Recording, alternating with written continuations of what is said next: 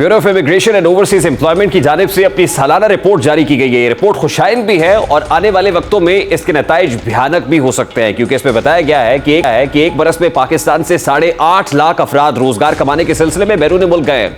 ये report bureau की जानिब से मुरतब शुदा है, जबकि आजादाना तौर पर बैरून मुल्क जाने वालों की तादाद इससे कहीं ज्यादा और 1 मिलियन के करीब है। रिपोर्ट के मुताबिक परदेश जाने वालों में सबसे ज्यादा तादाद पंजाब से ताल्लुक रखती है।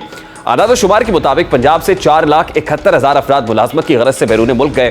खैबर पख्तूनख्वा से 2,68,000, जबकि सिंध से 61,000 पाकिस्तानी बैरून मुल्क चले गए। आदाद शुमार के मुताबिक आज़ाद कश्मीर से 30,000, गिलगित बल्तिस्तान से 12,000 अफराद परदेश चले गए। इस्लामाबाद और बलूचिस्तान से मुलाजमत के लिए बैरून मुल्क जाने वालों की तादाद तकरीबन 7,000 है। वजीर समंदर पार पाकिस्तानी साजिद तूरी के मुताबिक मुख्तलिफ ममालिक के साथ मुआहिदों की वजह से शहरी बैरून मुल्क जा रहे हैं। ये 8 लाख पाकिस्तानी करोड़ों डॉलर्स का ज़र मुबादला पाकिस्तान भेजेंगे। पाकिस्तान तरबियत याफ्ता वर्क फोर्स भिजवाने के लिहाज से खित्ते के दीगर ममालिक के साथ राब्ते में एक साल में बैरून मुल्क जाने वालों की यह तादाद 300% इजाफे को जाहिर करती है। हुकूमत की जानिब से इसे खुशाइन इसलिए करार दिया जा रहा है क्योंकि ये अफराद बैरून मुल्क मुलाजमत करके लाखों डॉलर्स हर महीने पाकिस्तान भेजेंगे, जिससे मुल्क के ज़र मुबादला ज़खायर में बेहतरी आएगी। लेकिन इसका दूसरा पहलू ये है कि बैरून मुल्क जाने वालों में जहाँ हुनरमंद अफराद की कसीर तादाद शामिल है, वहीं लाखों पढ़े लिखे अफराद भी बैरून मुल्क चले गए हैं। ये वो पढ़े लिखे अफराद थे जिनको अगर रोजगार या कारोबार के मौके फराहम किए जाते तो ये यहाँ रहते ही मुल्क की तामीर और तरक्की में वसी किरदार अदा करते। गुज़श्ता बरसों में सालाना 2 से 2.5 लाख अफराद बैरून मुल्क जाते थे, लेकिन अब ये तादाद 10 लाख तक पहुँचने की बुनियादी वजह गैर यकीनी माशी और सियासी सूरत हाल है। महंगाई और बेरोजगारी भी अपनी जगह पर है। बैरून मुल्क जाने वालों में doctors, engineers, IT experts, accountants, associate engineer, असातिज़ा, नर्सेस शामिल हैं। 92,000 से ज़ायद आला तालीम याफ्ता अफराद भी दियारे गैर जा बसे हैं।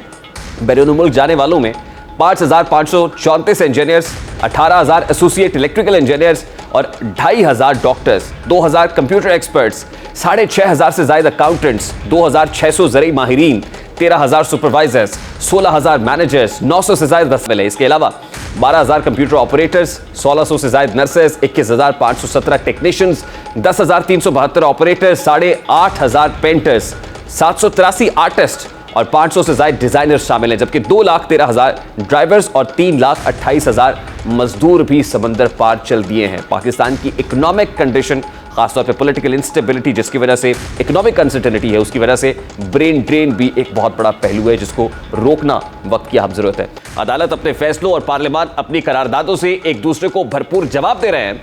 Practice and procedure act case में अटॉर्नी जनरल ने फुल कोर्ट बनाने का मुतालबा किया, तो इस मुतालबे पर गौर करने की बजाय सुप्रीम कोर्ट ने कल तक पार्लियामानी कार्रवाई का रिकॉर्ड जमा कराने का हुक्म दे दिया है।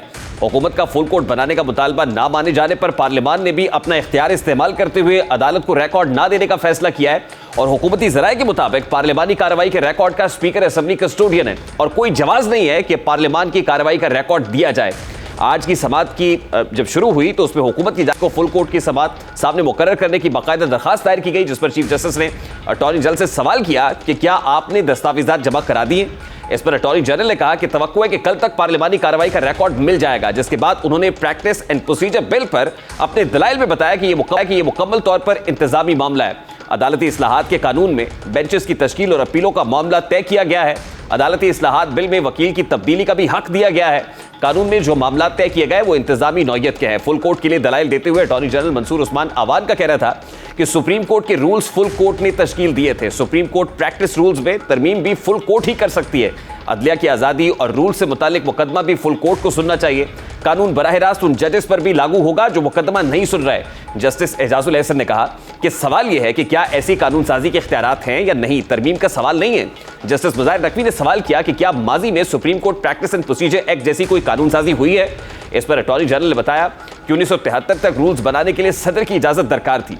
जस्टिस मुज़ाहिर नकवी का कहना था कि आइन के आर्टिकल 191 के होते हुए ऐसी कानून साजी कैसे हो सकती है।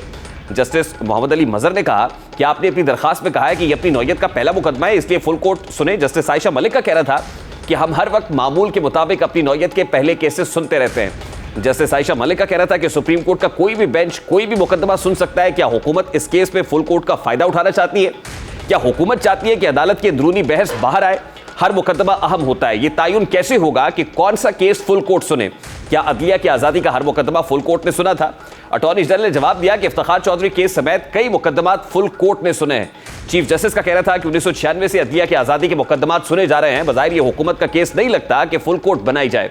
जस्टिस आयशा मलिक का कहना था कि आप कहना क्या चाह रहे हैं कि अवाम का एतमाद फुल कोर्ट पर है, अदालत दरखास्त गुजार की ख्वाहिश पर अपनी कार्रवाई कैसे रेगुलेट करे।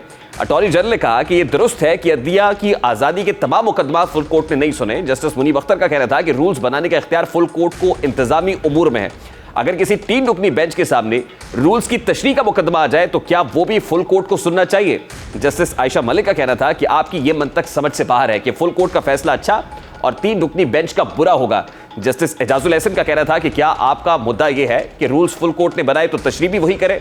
जस्टिस मुनीब अख्तर का कहना था कि फुल कोर्ट का जवाब खुद पार्लियामान ने अपने बनाए गए कानून में दे दिया है। अदालती इस्लाहात बिल के सेक्शन 4 के मुताबिक कमेटी का बनाया गया 5 रुकनी बेंच आइन की तशरीह का मुकदमा सुनेगा, जबकि पार्लियामान खुद अपने एक्ट में 5 रुकनी बेंच का कह रही है। तो क्या आप ये कह रहे हैं कि पार्लियामान ने कानून गलत बनाया है।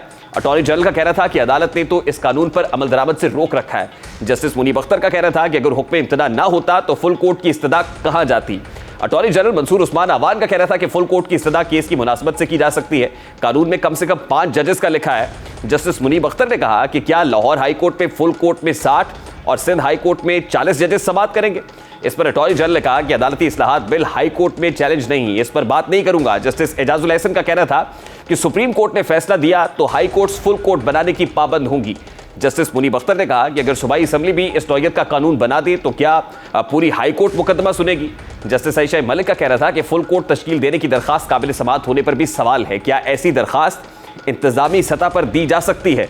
अटॉर्नी जनरल का कहना था कि जजेस चीफ जस्टिस से फुल कोर्ट बनाने की गुजारिश कर सकते हैं और जस्टिस शाहिद वहीद का कहना था कि दरखास्त में विफाक ने चीफ जस्टिस को हुक्म देने की इस्तदा कर रखी है। इस तरह की इस्तदा पर अदालत किस किस्म का हुक्म दे सकती है।